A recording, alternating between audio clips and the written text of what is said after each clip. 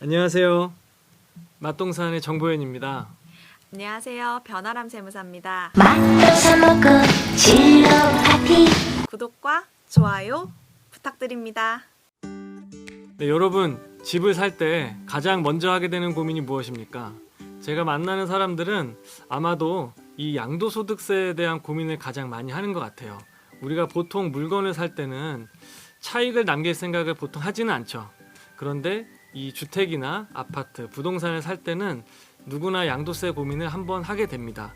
그 취득 단계부터 바로 고민해야 될 것이 이 양도소득세인데요. 뭐 크게는 수억 원 이상까지 부담할 수 있는 이 양도소득세를 가장 큰 비과세 한도가 있는 것이 바로 1세대 1주택의 비과세 요건 아니겠습니까? 그래서 이 한도가 큰 것만큼 사실은 챙겨야 할 것도 한두 가지가 아니라고 하는데요. 이 어렵고 복잡할 수 있는 1주택 비과세 요건을 오늘 변아람 세무사님을 모시고 쉽게 한번 알아가 보겠습니다. 이 1세대 1주택 비과세 요건을 가장 쉽게 일단 좀 알기 위한 방법이 있을까요? 1세대 1주택 비과세 요건은 과거에는 굉장히 쉬웠어요. 원래가 네. 기본 요건들이 이제 쉽게 있었는데 최근에 법이 여러 번 개정되면서 많이 복잡해진 측면이 있는데요. 오늘 그 과거의 기본 요건부터 네. 차근차근 하나씩 알아보도록 할게요. 알겠습니다. 차근차근 알아갈 텐데요. 기존 건 어땠나요, 그러면? 기존의 요건을 한번 정리를 해드리면요. 기존 요건이라고 해서 지금은 적용이 안 되는 건 아니고요. 네. 조정 대상 지역이 아닌 곳에 주택을 구입하시는 분들은 여전히 이 조건을 그대로 적용받으실 수가 있습니다. 그 조건을 하나씩 살펴보면요. 첫 번째가 당연히 1세대가 한 주택만 보유하셔야 비과세 요건을 충족하시게 되는 거고요. 두 번째로는 이 주택을 구입해서 보유를 2년 이상 해주셔야 되고요. 마지막 세 번째는 내가 주택을 판매할 때 양도가가 9억 원 이하가 되어야만 비과세를 받으실 수가 있습니다. 조정 대상 지역이 아니라면 예전과 동일한 기준으로 비과세 요건이라는 얘기인 것 같은데요. 네. 그러면 예전과 달라진 게 조정 대상 지역인 경우인 것 같아요. 네. 그러면 이런 규제를 받는 곳들은 비과세 요건이 어떻게 달라졌나요? 조정 대상 지역에 이제 주택을 구입하시게 될 경우에는 취득 시기를 좀 따져 주셔야 되는데요. 이제 2017년 파리 대책이 나왔을 때 그 대책 이후에 취득하는 주택부터는 주택을 산 날로부터 보유 기간뿐만 아니라 네. 거주 기간도 2년을 채워 주셔야 비과세를 받으실 수가 있습니다. 2017년 파리 대책 이후 취득부터는 좀 거주 요건이 생겼다고 얘기해 주셨는데 조금 애매할 수 있는 것들 한번 정리를 해주셨으면 좋겠어요. 뭐냐면 이제 집을 살 때 한 번에 사는 게 아니고 뭐 계약하고 중도금 낼 때도 있고 뭐 잔금 내고 뭐 등기도 하고 하잖아요. 그러면 8월 3일 2017년 8월 3일이 이런 주택 취득 단계에 어디부터 뭐 적용이 되는지 취득 기준을 따지실 때 계약일 기준으로 봐주시면 좋은데요. 만약에 내가 주택을 2017년 7월에 계약을 했습니다. 계약을 하고 계약서를 쓰고 계약금을 다 지불을 했습니다. 그러고 났는데 갑자기 8월 2일에 앞으로는 집을 사게 되면은 2년 거주만 해라 라고 하는 네. 대책이 발표가 된 것이죠. 근데 2017년 7월에 계약할 당시에 나는 네. 거주할 생각이 없었을 수 있잖아요. 그렇죠. 네. 그래서 이런 경우를 대비해서 8월 2일 이전에 계약을 하고 계약금을 지급한 금융 증빙 내역이 있다라고 한다면 등기가 실제로 8월 3일 이후에 난다 하더라도 네, 네. 보유 요건만 가지고 비과세를 받으실 수가 있습니다.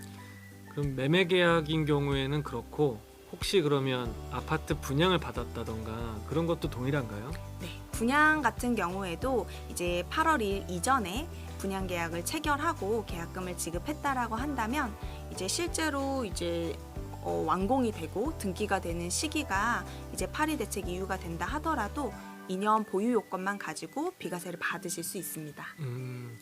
알겠습니다. 이게 이제 모든 주택에 해당되는 건 아니고 뭐 9억 원까지의 주택을 말씀해 주셨는데 네. 좀 헷갈리는 경우가 양도가액하고 취득가액의 그 차이가 9억을 말하는 건지, 매매되는 금액이 9억인 건지, 아니면 또 세금이라고 하니까 공동주택 가격 같은 이런 뭐 공시 가격을 갖고 9억을 얘기하는 건지 정확히 어떤 건지가 조금 헷갈리는 것 같아요. 1세대 1주택 비과세를 따지실 때는요, 주택의 양도가, 그러니까 매매 가격이 9억 원이 넘어가느냐, 넘지 않느냐를 기준으로 판단을 하시면 됩니다. 네.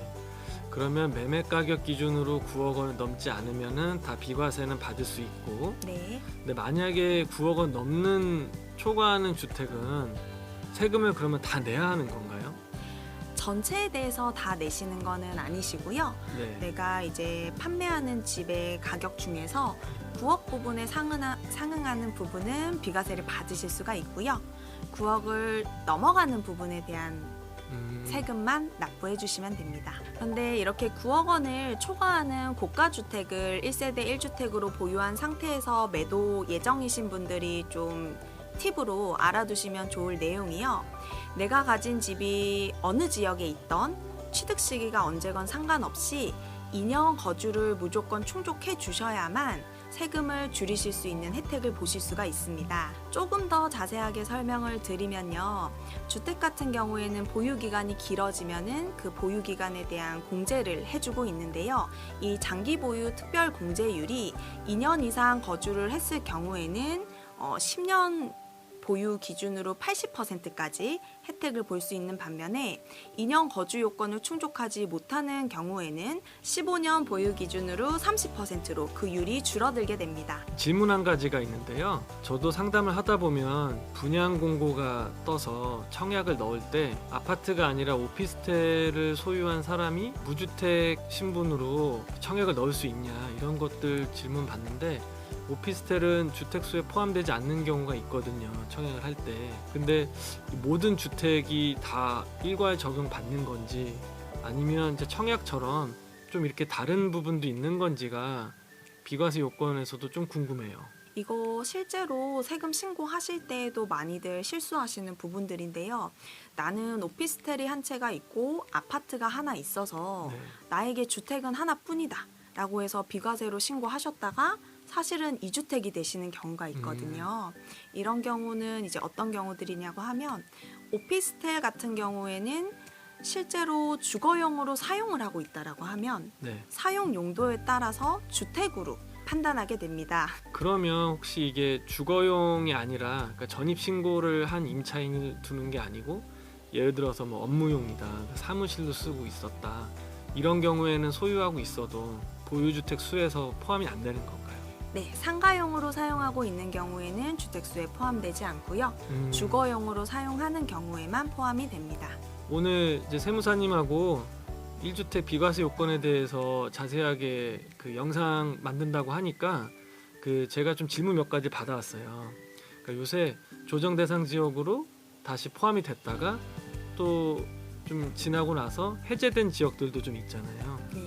그래서 이게 좀 궁금한 거예요. 처음에 취득 당시에는 조정 대상 지역이 아니었다가 나중에 이제 매도할 때는 조정 대상 지역으로 간 경우가 있을 거고, 또 그 반대의 경우가 좀 있을 거고요.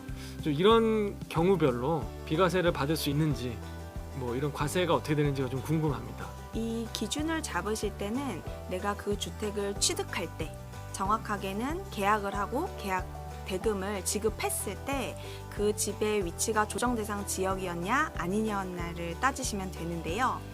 내가 계약을 할 때 조정 대상 지역이었다라고 하면은 실제로 나중에 판매 시점에 조정 대상 지역에서 해제가 됐다 하더라도 네. 이제 2년 거주 요건을 지켜주셔야만 되고요. 네. 반대로 내가 계약을 하는 시점에 조정 대상 지역이 아니었는데 판매를 할 때 조정 대상 지역이 됐다. 네. 그런 경우에는 취득을 기준으로 따지는 거니까 이제 2년 거주 요건 없이 2년 보유 요건만으로도 비과세를 받으실 수 있습니다. 아, 취득 시점이 기준이고 중요하겠네요. 네. 자, 조정 대상 지역 뭐 해제와 뭐 포함 여부에 따라서 말씀도 해주셨는데, 또 질문 받은 게 내년부터 또 뭐가 달라지는 게 있다고 들었어요. 지금 전체적으로 비과세를 받기 위해서 지켜주셔야 되는 요건이 집을 2년 동안 보유해야 된다는 네. 요건인데요. 이 요건의 보유 기간을 계산하는 방법이 내년부터 조금 달라집니다. 네. 올해의 기준을 조금 먼저 설명을 드리면요. 내가 집을 두 채를 10년 동안 보유한 집이 두 개가 있었다. 네. 그 경우에 하나의 집을 먼저 팔았다라고 네. 한다면 두 번째 집을 판매할 때에는 네. 보유 기간이 어쨌든 10년이 됐고 네. 판매 시점에 내가 주택이 하나밖에 없으니까 이제 다른 요건들도 충족을 다 했다면 비과세를 받을 수가 있었는데요. 네. 내년부터는 네. 이제 이 보유 요건 2년을 기산을 할 때 최종적으로 1주택이 된 상태부터만 보유 기간을 계산을 해줍니다. 그러니까 예시를 따라서 네. 생각을 해보면은 집 두 개 중에서 하나를 팔고 그 집을 판매한 날로부터 1주택이 된 거죠. 네. 그 날로부터 2년을 더 보유해야만 비과세 요건을 충족하게 된다는 거죠. 아, 내년부터 달라지는 점 이거 좀 챙겨야겠네요. 네. 그래서 실질적으로 2주택을 가지고 있다가 하나씩 천천히 매도하려고 생각하셨던 분들은 아예 올해 안에 빨리 처분을 하시거나 아니면 보유 기간을 훨씬 늘려서 가시거나 선택을 하셔야 될 것 같습니다. 그럼 이거는 취득 시점하고는 상관없이 양도일 기준으로 해서 내년이 되면은 그 혼자 그러니까 하나만 있었을 때라는 거죠? 네, 양도일 기준으로 판단합니다. 네, 잘 알겠습니다. 자, 지금까지 1주택 비과세 요건에 대해서 세무사님하고 하나하나 짚어봤는데요. 이 9억 원까지 양도액 기준으로 9억 원까지 2년 보유 이렇게 하면은 2년 거주가 될 수도 있고요. 조정대상 지역 같은 경우는 비과세를 받을 수 있는 이 한도 구간이 큰 것만큼 꼭 해당이 되면 챙겼으면 하는 것이 요 1주택 비과세 요건이고요. 그리고 영상을 보시면서 내 상황에서는 이게 해당이 되는 건가? 좀 궁금하신 점이 있으시면 댓글로 질문해 주시면 우리 세무사님하고 고민해서 좋은 해답을 댓글로 다시 달아드릴 수 있도록 체크를 하겠습니다. 그리고 이 영상이 좀 도움이 됐다 싶으시면 구독과 좋아요 그리고 알람인지 알림인지 모르겠지만 아무튼 설정 좀 해주시면 너무 좋을 것 같아요. 네, 지금까지 시청해 주셔서 감사합니다.